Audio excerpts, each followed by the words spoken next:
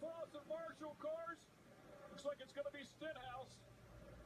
Grabbed his first 2 Cup wins of his career in 2017, Talladega and Daytona. Goes for a big ride here. That one looks like it's beat up a bit.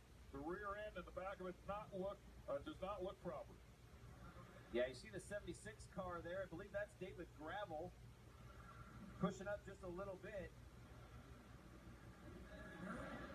Tough ride, but should be just fine here. I'll watch it one more time, man. He gets some height up here. That catch fence being put to the test. It has been a couple of times this week.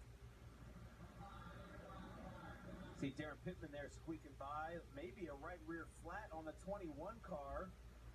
Hard to see right there, but it was good to see Ricky climb out under his own power. Unfortunately.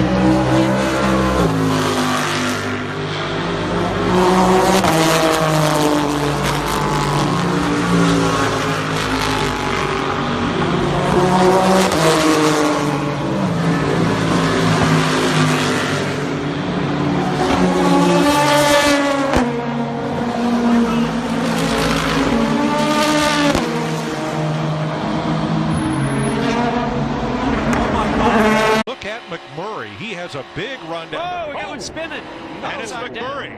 Got it. Man, that thing is flipping, rolling. That car is junk. You got that right. Well, I just hope he's for a ride right he there. Had been incredibly fast. He got a huge runoff turn 2, caught a pack of cars, made a quick move, and ended up in the fence. Mike, it just really wouldn't surprise me to see some kind of maybe adjustment on the speeds here, because the cars are really, really fast. Yeah, that happened way too easy. And he's climbed out. One of our faster cars. There's McMurray out of the car. Newman with a pretty good run. No, he maybe cut a tire. Something happened to that car. It just went around all by itself on the straightaway. And see, what really sent that car over was when Newman hit him on the left side, it lifted the right side up and caught air. Yeah. And look at that car come apart against the fence. It just disintegrates. I mean, everything did its job of what it's designed to do. The fence kept the car on the racetrack. Car stayed intact. Watch this car now. It's gonna turn all by itself right there. Oh, the left rear. The left rear tire. Yeah.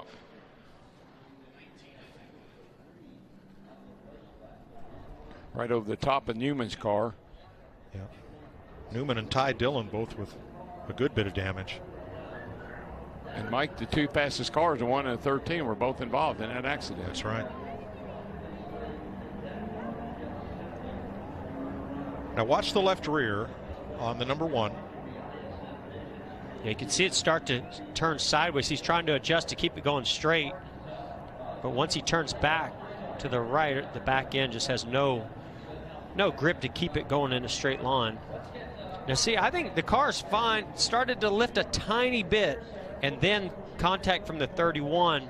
Yeah. When that right side started to come up just that little wee bit, and then the 31 hit him in the left side, it just flipped him over. But I think that's what NASCAR is going to be looking at, is that right side came up a tiny bit and caught a little air, even just before the 31 made contact. And that goes back to what you were saying, DW, about how fast these cars are right now. They're just blazingly fast. Ty Dillon. Keep going middle, check up below. Looks like he checked up got hit from behind. Yep. Pretty amazing view from our visor camera. Wow. Thank goodness, look, there's safer barriers right there. He kind of goes above them a little bit, but nonetheless, safer barrier there in this situation. And a lot of reinforcing in that catch fence to keep that car contained and on the track. Between 1 and 2, 18 1/1000ths of a second. Elliott Sadler, big run right there. You saw what he did. Oh, around goes the 60. Austin Cindric wrecking in front of the crowd. Daniel Hemrick's caught up. Tyler Reddick, Cindric, barrel rolls. See when you're done, top one. Lance back on his wheels. Okay, Matt Tiff trying to make a lot happen. Joey Gase in the 35, sitting right up against the 60 now. You see right here, they enter the corner. It's up the racetrack a little bit. Matt Tiff's going to try to drive in there to get to his inside, and they just got together. 60 of Austin Cindric just wasn't on the very bottom of the racetrack. Open up a little bit of hole that Matt Tiff you thought was there, and then you see right here the contact with Reddick. Started Cindric's flipping. That's very unusual to see a car flip that late after initial impact. So here we go above. Well, Jeff, you knew it was just a matter of time. It was trying to get really bunched up too wide, and Matt Tiff thought it's under 20 to go. He had to make a lane. You see that tumble, as you mentioned, really rough for the 60 car, but basically Matt Tiff thought it was time to try to make it 3 wide. And we've seen that before, Dale, out of the tri-oval. If that inside road doesn't protect the double yellow line, that's a place that people get runs. But that was late into the corner for Matt Tiff to look underneath the 60. That is a late move, and it's difficult to be able to, you know, for the spotter to give that information to the 60. Then he's got a car underneath him.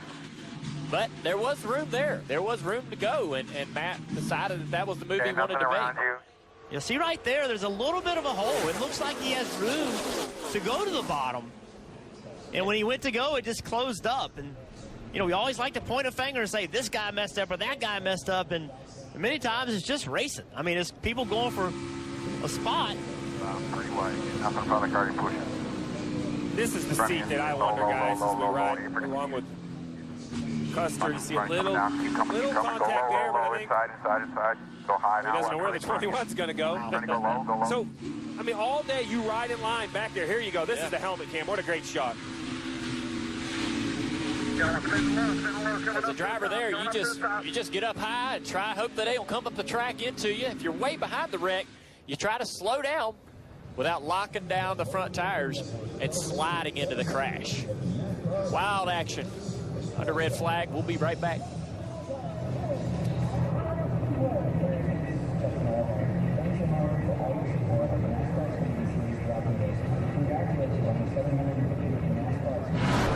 IndyCar racing is back in the Pacific Northwest. Great start, Alexander Rossi. He's already up to second. Here comes Hunter Ray in the yellow car. So the Andretti boys are trying to get through. Will everybody get through is the question to be answered.